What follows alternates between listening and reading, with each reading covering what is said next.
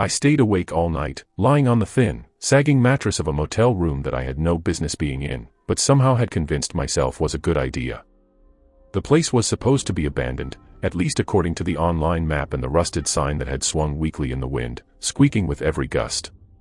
The neon light above it had long since burned out, leaving the words half visible, half shadowed, and entirely unsettling. Driving cross-country had left me exhausted, and when I saw the motel tucked away off the side of a lonely highway in New Mexico, it looked almost inviting in a sinister sort of way. The gravel crunch under my tires seemed louder than it should have been, echoing across the empty parking lot that smelled of dust and rust, and as I got out of the car, the wind pushed a shiver down my spine. The door to the lobby was cracked open, and when I stepped inside, the smell of mildew and old cigarette smoke hit me like a wall. The desk was dusty, papers scattered as if someone had left in a hurry, but the eerie silence made it clear that I wasn't going to find a clerk, or anyone for that matter. The room key, if you could even call the rusted metal piece in my hand a key, didn't feel reassuring.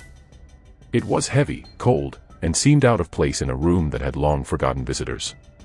When I entered the room, the air was thick, the curtains yellowed and half-torn, and the bed sagged under my weight. The walls were cracked, paint peeling in long vertical lines, and the faint outline of old graffiti marked one corner of the room. I tried to convince myself it was just a typical abandoned motel, nothing more. But the moment I sat down on the bed, I noticed the faint sound of shuffling from the hallway, a scraping that echoed in a building that should have been entirely empty. I froze, telling myself it was the wind, the old pipes, anything but the thought that someone, or something, was out there. The minutes stretched into hours, each second feeling longer than the last. The clock on the wall didn't work, its hands stuck at 3:14, but that didn't matter. My mind filled in the silence with every possible noise the old building could make, doors creaking, boards groaning, and then I heard it, the sound of the room door moving slightly, as if someone were testing it, pushing it, or trying it quietly. My pulse spiked, and I bolted upright on the bed, my flashlight flicking across the room. The shadows danced across the walls in jagged patterns, flickering with every slight movement of the light. My rational brain screamed at me that it was just shadows, just the light playing tricks, but the fear that gripped my chest felt far too real. I tried to ignore it, turning to my phone to check the time, only for the screen to flicker and die despite being fully charged. The room was suddenly colder, a chill that crept along my spine and made my teeth chatter. Then came the unmistakable sound of a lock clicking somewhere behind me. I spun around, expecting to see a figure in the doorway, but there was nothing. The air seemed heavier, almost suffocating, and I could hear faint breathing from the corners of the room. Not mine, and not audible enough to pinpoint, but it was there. I forced myself to stand, trying to rationalize that perhaps another trespasser had somehow entered the building, but as I reached the door, I noticed that the key I had placed on the desk was now lying on the floor. I hadn't moved it, hadn't touched it, and yet there it was, unnervingly close to the entrance as if someone had dropped it intentionally to warn me. Panic began to settle in, and I grabbed the flashlight, sweeping it across every corner. That's when I noticed the small, subtle things that should not have been there. A blanket, folded neatly on a chair, though I was sure it hadn't been. A dent in the mattress, as if someone had been sleeping there recently. And then I saw it, a small footprint in the dust near the window, the size of a human child, but with no one in the room. My heart nearly stopped. I ran to the door and tried it, pushing with all my strength, but it wouldn't budge. I was trapped, or so I felt, in a room that shouldn't even exist anymore, in a motel that the map said had been abandoned for over a decade. I backed away from the door, fumbling for my phone again, and that's when I noticed movement in the mirror across from me. The reflection showed a shadowy figure standing just behind me, impossible and yet undeniably there. I turned, and nothing was there, but the reflection remained. I stumbled back, tripping over the edge of the bed, my flashlight bouncing across the walls and catching a glimpse of writing scrawled faintly on the cracked paint, "We never leave." My breath quickened, my chest tight, and I could feel a cold sweat running down my neck. The sounds became louder, soft footsteps pacing in the corner of the room, whispers too quiet to understand but insistent, almost pleading. I backed toward the window, desperate to escape, only for the shadows to seem to stretch along the walls, blocking any clear path. It was as if the room itself were alive, breathing, watching, and waiting. I took a deep breath, forcing myself to move, and then noticed a small crawl space behind the dresser, the floorboard sagging near its entrance. Dust had been kicked up as if someone had crawled in and out recently. Fear and disgust washed over me, Someone had been living here. Someone had been hiding, perhaps for days, maybe weeks, in the same room I was occupying. I could feel their presence, the residual warmth of a body that had been there recently, and I couldn't help but think of what they had been doing, watching, waiting for someone like me to arrive. My hand shook as I grabbed the flashlight again, shining it into the tiny space, seeing only darkness, but hearing the faint scrape of something moving. I turned, only to see the bed trembling slightly, as if someone had been sitting on it for just a second before disappearing. My mind raced. I could hear the whispers again, faint but closer now, almost urgent. I stumbled to the desk, trying to look for another exit, and noticed that the bathroom door creaked open on its own. My instincts screamed at me to leave, but something compelled me to peek. Inside, the sink was running, dripping slowly, though I hadn't touched the faucet, and the water was cold to the touch despite the heat of the room. The air smelled damp, metallic, and faintly of something else, something alive. My body wanted to run, but curiosity and terror kept me rooted in place. Then I saw it, the writing on the bathroom wall, small letters scratched into the mirror with a key or some sharp object. "Don't sleep." My heartbeat thundered in my ears. The shadows in the corners seemed to pulse with movement, and I could hear the floorboards groan under invisible weight. I stumbled backward toward the door, fumbling with the key in a panic, and finally, it clicked. The lock had released, though I didn't understand why. I threw the door open and ran into the hallway, the flashlight shaking in my hands, shadows dancing on the peeling wallpaper. The hall was long, empty, silent except for the faint echo of footsteps behind me, just out of sight. I ran, tripping over a fallen chair, sliding into the lobby, and finally out into the parking lot, my car waiting as if nothing had happened.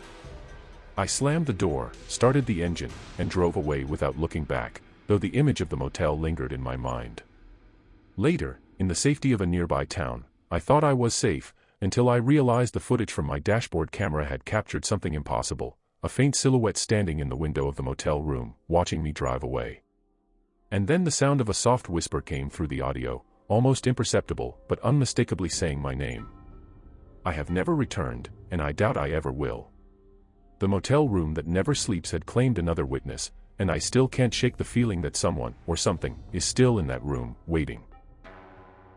I had been driving for hours through the pouring rain, the kind of storm that makes every mile feel longer, and when I finally spotted the dim neon glow of a motel sign, I felt a surge of relief.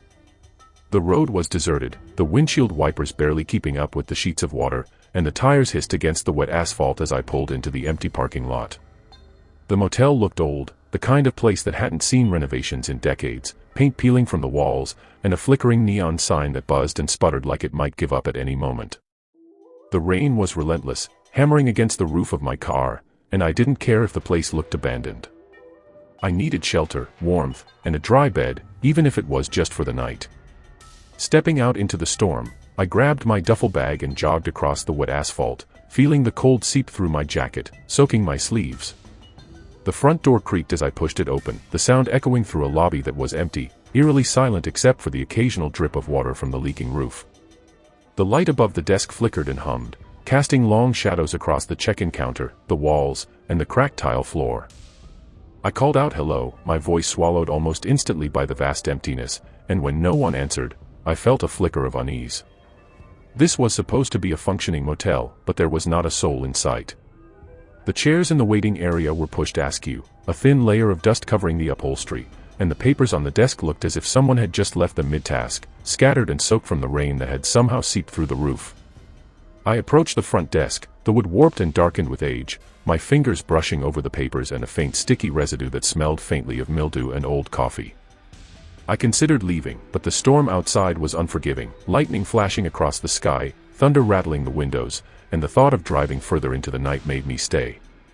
I called out again, this time louder, and my voice seemed to bounce back at me from the walls, swallowed by the silence. Then I heard it, faint, almost imperceptible, a whisper calling my name, soft but deliberate, like someone standing right behind me, speaking just for me. My heart jumped into my throat, every instinct screaming at me to leave immediately, but I was frozen, unable to move, staring at the empty lobby, trying to convince myself that it was the storm, the wind, the sound of the rain dripping through the old roof, anything but what my mind feared most. The lights above flickered violently, plunging the room into near darkness for a split second, and I caught movement out of the corner of my eye, a shadow shifting behind the desk, just enough to make my pulse race and my stomach knot with terror. I raised my voice, calling out once more, and the whisper repeated my name, clearer this time, coming from nowhere and everywhere all at once. The floors creaked as if someone had stepped behind me, though when I spun around, no one was there. Panic started to take over, my hands shaking as I reached for the lobby door, but it wouldn't open smoothly, sticking as if something, or someone, was holding it closed. I glanced around for any signs of life, anything that could explain the sounds, but there was nothing, just empty chairs, a dusty counter, and a ceiling fan that spun slowly, casting shadows that seemed almost human in shape.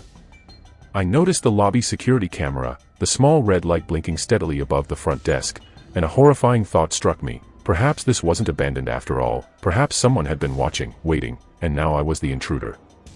Against my better judgment, I pressed play on the nearby monitor, the footage flickering to life in grainy black and white. At first, nothing, just the empty lobby, a chair rocking slightly, and the faint ripple of shadows cast by the flickering lights. Then movement appeared, subtle at first, a figure, barely visible, moving behind the counter, not reflected in the mirrors, not standing in any doorway, just there. My stomach turned as I watched the shadow glide across the floor, stopping to peer directly at the camera, or so it seemed, as if it could see me, even though it was just a recording. I reached back toward the monitor, shaking, and the figure suddenly darted out of frame, leaving the screen flickering with static. My mind screamed that I had to leave, but as I turned toward the front door, I heard the whisper again, my name, closer this time, insistent, almost pleading. The lights flickered, and I saw the shadow again, just beyond the lobby window, standing perfectly still, watching me, waiting. I stumbled toward the door, fumbling with the handle, finally forcing it open, and the rain poured in, drenching my hair and clothes as I ran across the lot, heart hammering, eyes darting to the darkened windows of the motel. Lightning flashed, illuminating the empty parking lot, but I could have sworn I saw movement in every shadow, every corner, as if the building itself were alive. I jumped into my car, locked the doors, and started the engine, the rain blurring my vision, tears and water mixing on my face. As I drove away, I glanced in the rearview mirror and thought I saw the silhouette again, standing at the lobby window, perfectly still, perfectly patient. My mind raced, trying to rationalize what I had seen, blaming exhaustion, the storm, maybe even a trick of the reflection, but deep down I knew the motel had not been empty, and it had not been silent. The whispering had followed me in my ears long after I had driven miles away, a soft, chilling repetition of my name, echoing in the back of my mind. That night, and every night since, I cannot escape the feeling of being watched, the knowledge that the silent lobby is not abandoned, that someone, or something, remains behind the front desk, waiting for the next traveler foolish enough to stop during the storm. I have never returned, and I doubt I ever will, because the memory of the whisper, the flickering lights, the shadow moving behind the counter, and the feeling of invisible eyes on me is too real to forget. Even now, I replay the footage in my mind, grainy, black and white, the figure gliding silently behind the desk, and I shiver at the thought of what could have happened if I had stayed just a few minutes longer. I have told this story to only a few people, and each time I do, their eyes widen, their voices drop to a whisper, because the sense of presence, the tension, the horror that I felt is almost tangible, as if the motel itself is breathing, alive, and hungry for those who dare enter. That silent lobby, with its flickering lights, empty chairs, and unseen watcher, will never truly leave me, and I know that somewhere along that highway, the shadow still waits, patient, unyielding, calling out the names of anyone who dares seek shelter within its walls. I had always been drawn to abandoned places, the kind of locations that carry whispers of the past, silent echoes of lives long gone, and that night, the lure of an old motel on the outskirts of a sleepy Midwestern town proved irresistible. The neon sign had long since died, leaving only a rusted frame that swayed slightly in the wind, casting faint shadows across the cracked asphalt of the empty parking lot. My camera gear rattled in my backpack as I approached the building, the air thick with the smell of mildew and wet earth, rain from earlier puddling in the uneven pavement. I had checked the perimeter for hours, making sure the place was as abandoned as the local urban legends claimed, but something in the air hinted that I was not truly alone. The main door groaned as I pushed it open, the hinges screeching a warning that I chose to ignore. Inside, the lobby was dark and empty, the floor tiles cracked and dusty, chairs overturned, and a thin layer of grime covering every surface. I switched on my flashlight, the beam cutting through the shadows, illuminating a desk still scattered with old papers and a layer of dust so thick that even a finger swipe left a mark that looked like a message from the past. As I stepped further into the lobby, the wind outside rattled the broken windows, sending shivers down my spine, and the hair on the back of my neck stood on end. I whispered to myself that it was just the building settling, the wind, anything to calm the dread creeping into my chest, but the feeling of being watched was undeniable. I moved cautiously down the hallways, the flashlight bouncing over peeling wallpaper, broken light fixtures, and the occasional door swinging slightly as if pushed by an invisible hand. I filmed everything, narrating softly for my channel, my own voice sounding unnervingly loud in the oppressive silence. The deeper I went, the more unsettling the motel became. Doors slammed shut behind me without warning, echoing through the halls and making me jump, my camera shaking in my hands. I could see strange handprints on the walls, smudged, as if someone had pressed their hands there moments before, even though the place had been empty for decades. My pulse quickened, but I pushed on, telling myself it was residue from trespassers, or a trick of the light and my imagination. Reaching one of the rooms, I noticed a television sitting alone on a stand, its screen dark, wires dangling. Suddenly, without warning, it flicked on, the static filling the room with a sharp, grating sound that made my ears ring. I jumped back, fumbling with the camera, trying to record this impossible phenomenon, my hands shaking as the screen sputtered, then settled on a fuzzy black and white image of the lobby I had just left. My stomach dropped. The screen showed the hallway outside the room, empty, but the faint outline of a figure moved past, just a shadow, indistinct, yet undeniably there. I tried to rationalize it as a glitch, a leftover feed from the motel's old security system, but my gut told me otherwise. Every instinct screamed at me to leave, but curiosity and the need to document the experience kept me rooted. I continued exploring, moving through the dark hallways, my flashlight sweeping over broken furniture, peeling paint, and shadows that seemed to shift when I wasn't looking directly at them. I could feel the building breathing around me, alive in a way that made the hairs on my arms stand on end. That's when I found the guest book, tucked away on a dusty shelf in a forgotten corner of the lobby. I had assumed it would be old, brittle, with faded ink from decades ago, but flipping it open, I found entries that were shockingly recent. Names I didn't recognize, dates just days ago, comments left in neat handwriting, describing stays at the motel that never should have been possible. My stomach churned as I scrolled, heart hammering, until I froze mid-breath. There it was, my own name. Written in the same neat, small letters that I might use, dated tonight, with a message that read simply, "Welcome back." I dropped the guest book, stumbling backward, the sound echoing in the silent hallway like a gunshot. The shadows seemed to move closer, the walls themselves stretching, closing in, and the flickering lights cast grotesque, dancing shapes across the floor. Doors slammed all around me, one after another, in rapid succession, the noise deafening, and the smell of damp wood and mildew intensified, choking me. I tried to run, but the hallways seemed endless, looping back on themselves in impossible ways, doors appearing where none had been before. My flashlight flickered and died, plunging me into darkness so complete that I could hear nothing but my own panic breathing and the faint, almost imperceptible whispers echoing from the walls. My hand grazed the wallpaper, the surface sticky and cold, and I felt the distinct pressure of something brushing past me, fingers against my arm, though no one was there. Terror surged, adrenaline taking over as I bolted blindly through the corridors, tripping over debris, falling, scraping my hands and knees on the jagged floor. The whispers grew louder, more urgent, circling me, taunting me, repeating my name in voices that were at once familiar and alien. I rounded a corner and collided with a door, swinging it open in desperation, only to find a room perfectly intact, as if it had been preserved in time, bed made, TV running, a faint glow of static across the screen. I froze, horror overtaking every thought, as I realized the bed had an indentation, a recent impression of someone lying there, though I had seen the room empty a moment ago. The TV flickered again, showing my path through the hallways, my terrified face, my panicked movements, as if the motel itself were recording me, anticipating my reactions, feeding on my fear. I stumbled backward, barely keeping my footing, and that's when I saw it, a shadow at the end of the hallway, human-shaped but impossibly dark, features obscured, motionless, yet emanating an intent that was suffocating. I turned to run, the floorboards creaking violently under my weight, doors slamming behind me as if to chase me down, and I finally burst into the lobby, rain and wind from the broken windows whipping across my face. The guest book lay open on the desk, pages turning by themselves in the wind, and the entries seemed to multiply, names appearing that I had never written, dates in the future, messages that chilled me to my core. I didn't stop to read, didn't dare look at the TV this time, I ran straight to the exit, slipping and sliding across the wet floor, my heart hammering so hard I feared it might burst from my chest.